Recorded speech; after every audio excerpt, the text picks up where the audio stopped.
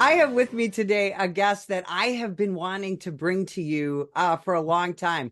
We've made some appearances together on Newsmax, and I follow everything this guy does because he is dialed into the national and the international scene when it comes to so many security issues. And he's got a new book coming out, and I knew that you had to meet him in person. Charles Marino, welcome to the show. Thanks, Betsy. Good to be with you. Hey, so I'm going to ask you the same thing I ask every single cop I bring on this show. Why'd you become a cop? Yeah, worked for the city of New York for the Bureau of Fraud Investigation, doing a lot of white collar crimes, plain clothes. It was during the New York City initiative to crack down on welfare fraud, and really got a good taste for the work. And from there, went to the Secret Service. Did a 20-year career there, finishing up running the field office in San Francisco, California, but had a lot of experience doing protection with Presidents Clinton, Bush, Obama, and then Vice President Biden. It was really a great career, allowed me to help a lot of people, work with a lot of great people in a really great profession. You know, one of the things as a senior level Secret Service agent, you do a lot of coordination of high level security details working with a lot of people. I've been, just as a patrol cop, on the tiny end of those details. And it's pretty extraordinary what you have to do. And you took that experience and you rolled it into the private sector. Talk about that. Yeah, so in addition to the Secret Service, I also was blessed with being assigned over to the Department of Homeland Security as a senior law enforcement advisor to then Secretary Janet Napolitano, where I oversaw a lot of the Homeland Security initiatives, like implementing the National Terrorism Advisory System when we did away with the color-coded threat system, and also the "If you see something, say something" national campaign, which I was a part of the team there that implemented that and expanded it throughout the United States. So really a great opportunity to do a lot of things, all of which combined with the Secret Service really drew my interest in the geopolitics of the business that we did and understanding the nuances of why certain things around the world happen the way they do. And it seems time after time, history repeats itself. And so I am a student of history of the world. And I believe that it plays a significant role in how we solve many of these complex security problems. We're in an era now where we're, like our school system, some of our media, they're literally trying to either erase or rewrite American history. And we're a very young country comparatively to the rest of the world. How dangerous is it to ignore or try to restructure historical events involving not just the United States, but the world? Yeah, well, we do have those people that want to change our history and certainly our future. We now have the influence of social media, where all of these beliefs move at the speed of light. And then we have people that basically try and talk the American public out of the fact that what they're seeing right now unfold in the world isn't really happening. And just look the other way and don't worry about it. We don't need to secure our schools, right? Or, we don't have a problem overseas. The border is not being invaded right now. And I think the American people need to snap out of it. They need to turn on their TVs. They need to travel around. They're starting to see the impacts of poor policies in their communities now. And they need to be their own judges. So you are trying like heck to help inform the American public. And to that end, you've got a new book coming out. Now, I'm sitting right here, 80 miles from the southern border in Arizona. How much of a problem is the border in this country? It's a huge problem. And those of us that had the opportunity to work in this sector of enforcing the border and our immigration laws knew long ago, when this administration was making the promises it was while it was campaigning, that this was going to be a big problem. We also knew that the administration's disdain for the Trump administration and all of the policies that they implemented related to the border and immigration were going to be done away with, not because they weren't working, but just because there was this overall disdain by the Biden administration to get rid of everything that they did. And then to finish, we knew that there was going to be no strategic replacement for anything that they stood down. And that's why we find ourselves where we do now. We knew it was going to be a huge humanitarian and national security crisis. We knew that it's impossible to vet all of these millions of people that are coming into the country. The vetting is only as good as the systems you vet against. And the truth is, many of these countries don't have reliable systems to vet against, or they're adversarial countries that we just don't share information with.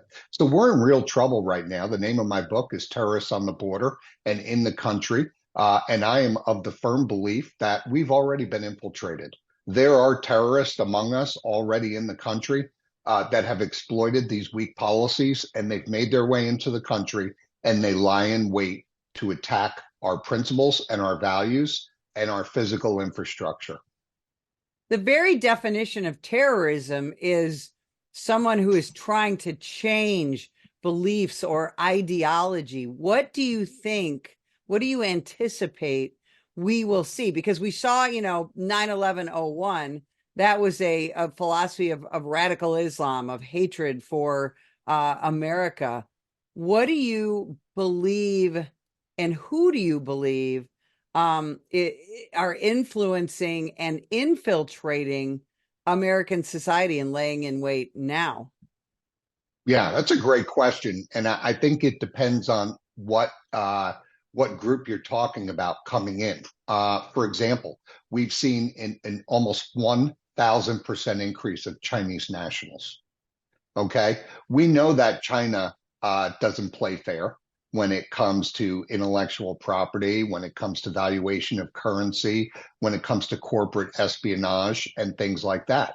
But if you look at it from a terrorism standpoint or a future act of war, what easier way to start a war than, instead of launching a missile from China, start the war within?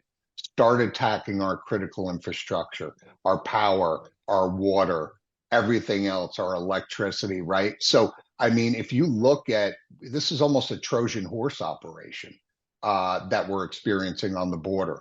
Now, if you're talking about proxies like Hezbollah and Hamas at the behest of Iran, we know what that's going to look like. That's likely going to be a terrorist strike, as what we saw on 9/11, with a high impact, high value attack on Americans. So we could go through all of these groups. They all have their alignment to different things, and the United States has a history with each and every one of them. But they're all coming in for different reasons. And at the behind the scenes of all this, we've got the Mexican cartels, who the American people need to understand will work with anybody. You're right. We now know that the Mexican cartels are making more money from the trafficking of migrants than they make even from, the sale and distribution of drugs like fentanyl. And that's another, thing that we see at the border. I mean, there's enough fentanyl in this country right now to kill every man, woman, and child in the United States. And yet it's rarely talked about. Why do you think that is? Well, Betsy, we bring up 9/11, and, the government promised, never again. There was a failure of imagination to take the intelligence serious enough back then and predict the possible outcomes from that. And I testified before the Judiciary Committee on Border and Immigration, and we specifically spoke about entry of terrorists across the border. And never in my life did I think that after a significant event like 9/11, would we see our own government undercut every single effort that was implemented to prevent another 9/11. But here we have it. We have a presidential administration, a Secretary of Homeland Security running the very department that was created in response of 9/11, undercutting the efforts of everybody. You bring up drugs, look at what the fentanyl numbers are doing. Look at the hundreds of thousands of deaths. I ask you this, if we had intelligence that the cartels were producing anthrax and were planning on bringing that anthrax across the border into the United States, would we take military action against them? I think we would. So anthrax isn't killing as many Americans as fentanyl is. Why are we not treating the fentanyl problem as a chemical biological issue that's being brought across the border and killing hundreds of thousands of Americans? And the DEA is so far behind the eight ball now because, again, of the policies that are making this problem simply unmanageable. Now, I've done a lot of international travel. I've seen other countries' borders, and there's always a lot of military involved in addition to law enforcement. Why why don't we see more military at our southern and northern border? And what are the risks involved in that? You know, from a policy perspective, a security perspective, what are the risks and rewards in your opinion? Yeah, so right now there are limitations under the law that prevents the military from being as fully involved from a law enforcement standpoint in terms of what we would want CBP and ICE to be doing, for example. So when we see them being sent down to the border right now, whether it's the full-time military or National Guard, they're limited in what they can do. And that's why you see the administration using them to continue to process in as many migrants as they can right now. They're usually limited to visual observation and maybe can deploy some additional technologies to help with that. So we really would need to see a change in the laws. We need to see more presidential actions to give the military that authority to serve in what I would say an effective way if they became part of our border security. So really, it lies with the executive branch and the President of the United States to dictate how he wants the military to be used down at the border. But look, we've got a lot of resources down there that are just not being allowed to do the jobs that they were created to do. Immigration and customs enforcement is prevented from doing interior deportations right now. We've got sanctuary cities protecting illegal migrants who are committing further crimes in these cities and not turning them over to ICE for deportation. And we've got CBP just participating in the processing of migrants and really serving an administrative function, which is something that they're not supposed to be doing. Are we going to be able to get to a point in this country if we have a change of heart or a change of administration to do the mass deportations that will likely be necessary? Or do you think that won't be necessary? What are your thoughts on that? Yeah, another good question. I know there's a lot of talk out there right now that if President Trump comes back in, it'll be the largest mass deportation operation in the history of the country, which, by the way, is a country we have done before in our past. There is a way to do it. What you have to do is you have to incorporate it. And in Arizona, there's a program called Secure Communities that we used under the Obama administration. And what you want to do is you want to incorporate this into everyday life. And that is to say that if you have people that are in the country illegally and they are not following the law, they are prioritized for deportation and you get them out of the country immediately. And as you're encountering as many of these illegal migrants as you can, that's how you deport. But we also have to start going at this alone and understand that Mexico is really not a big part of the solution here, if at all. They believe in open borders under their current president. Biden believes in open borders. That's why you see the policies in such synergy right now. They're ineffective because of the power of the cartels. So you're not going to see any major operations taking place in Mexico, in addition to all the corruption of the institutions. So we need a change. We need things like Remain in Mexico put back in place, physical barriers, technology, the manpower that can do their job. And then you need to start that deportation within the interior of the United States, because there are people here that do not have the best interests of the United States at heart. This much we know. You don't need to be a Homeland Security expert to know this. We hear a lot about our broken immigration system. That is a political talking point on all sides. And it's true that, just anecdotally, when you talk to people who try to become American citizens or get here legally to work, that it is a difficult situation. If you were the guy in charge right now, what do you think needs to be fixed about our broken immigration system? Yeah, well, first I'll address what I call the biggest false narrative that's been coming out from this administration from the start. And that is essentially, if you listen to their words, there's no way to secure the border unless we have immigration reform. That is completely false. As a matter of fact, I argue it the other way. You can't even begin to have a conversation about immigration reform unless you have operational control of the border. So let's just stop that in its tracks. What they push out from the podium makes absolutely no sense from a Homeland Security perspective. Now, what I can tell you is that there is low-hanging fruit when it comes to immigration reform. Look, we have documented dreamers that have been in this country, that have not been violating the law, that have now gone and gotten their college degrees. But at some point in time, that number is at close to 8 million. We've got to cut it off now. With we're letting in at the end of this administration, it's predicted to be over 12 million that have been let in under this administration. And that doesn't even include the gotaways and those that have gone completely undetected. So realistically, we're probably talking over 15 million.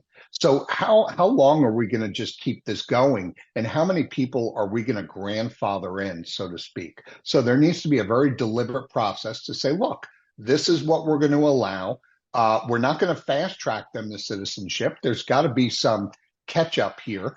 We're talking about things like taxes. Communities haven't been funded the way they need to be funded. They're still not being funded by these people that aren't paying into the system, right? They're leveraging emergency rooms as their primary care physicians. They're utilizing police services, fire services, medical services, school services, right? So at some point in time, you need to come up with a way. How do you catch up on paying into the system to make all these communities that you've been living in whole? We see, video after video after video of migrants that are being taken to sanctuary cities like New York and Chicago and Seattle and LA and on and on and on. And we hear a lot of blame. This is all Governor Abbott's fault. It's all somebody else's fault. Even though these city leadership invited these people in. Just from a local standpoint, when you have all of these migrants, many of them unknown, from so many different countries, so many different cultures, what's the day-to-day danger for Americans living in those communities? Yeah, it's the unknown unknowns. And it was good to finally hear the FBI director, Wray, come out in his congressional testimony. And I think your listeners will be able to tell he's been a little more aggressive. It's almost like an aggravated tone. And I don't blame him because he's sitting next to Secretary of Homeland Security side by side testifying before Congress, where the Homeland Security Secretary is saying the world is just great. There's no threats here. But yet the policies back to the undermining of our national security, it's completely undermining the efforts of the FBI in their tasking of preventing the next terrorist attack. So it's the unknown unknowns in these communities. After after the events of October 7th, we saw the open anti-Semitism in the United States, especially on college campuses from some, political leaders and even some media. How does that affect our national security? Yeah, look, it's immigration. Right before he passed away, Henry Kissinger commented on this with respect to the immigration that was being allowed in Europe, specifically in Germany. And he said, look, if you want to see the demise of a country, have uncontrolled immigration. And this is exactly what we're seeing in the United States. Again, back to the fact that we're letting people in that don't share American values. They're not being vetted. And this is what we're seeing. And again, back to the deportations. I'm a big proponent. You have kids here on student visas that are protesting with this horrible rhetoric on the streets of deport them. Deport them. If they're not happy here, if these are the beliefs that they have, get them out of the country. Because you know why? One of the unknown unknowns is radicalization. And if they're holding those opinions about the Jewish community, what do you think they would be willing to do? And how easy are they to be radicalized to the point of carrying out some type of attack here in the United States? This is where we've taken our eye off the ball. This is where our policymakers have not been thinking about the big picture and the potential repercussions. We're losing this country. It's a fact. Everybody knows it. Everybody feels it. Nobody likes it. They're seeing the deterioration of their cities, but our policymakers don't have the audacity to cut off funding to sanctuary cities. Exactly. It's extraordinary. Charles Marino, I have about 87 more questions, so I'm just going to have you back in a few months. But I thank you so much for spending time with us today. Where can people find you, pre-order the book, and follow you on social media? Sure. The book's up on pre-sale on Amazon. Again, Terrorists on the Border and in Our Country. CharlesMarino.com, and on X, formerly known as Twitter, Charles_Marino. I tell you what, thank you so much for being so generous with your time. And if you'd like more information about the National Police Association, visit us at nationalpolice.org. Ma'am, put the gun down! Put the gun down! Last year, law enforcement officers were involved in hundreds of thousands of use of force incidents. A use of force incident is when an officer must use nonverbal tactics to gain control of a dangerous situation. Put the knife on the ground. In many cases, officers have no choice but to use force when a suspect doesn't comply with a lawful order. Use of force is always ugly. No one likes it, especially police officers. Together, we can help de-escalate these dangerous encounters. Help police officers by complying with their lawful orders. Don't attack, attempt to disarm, or flee from an officer. Use of force is an officer's last option. Most incidents can be avoided by not resisting arrest. If you feel you've been wrongfully detained by a police officer, then seek a legal solution after the encounter has been resolved. Let's keep everyone safe. Comply now and complain later.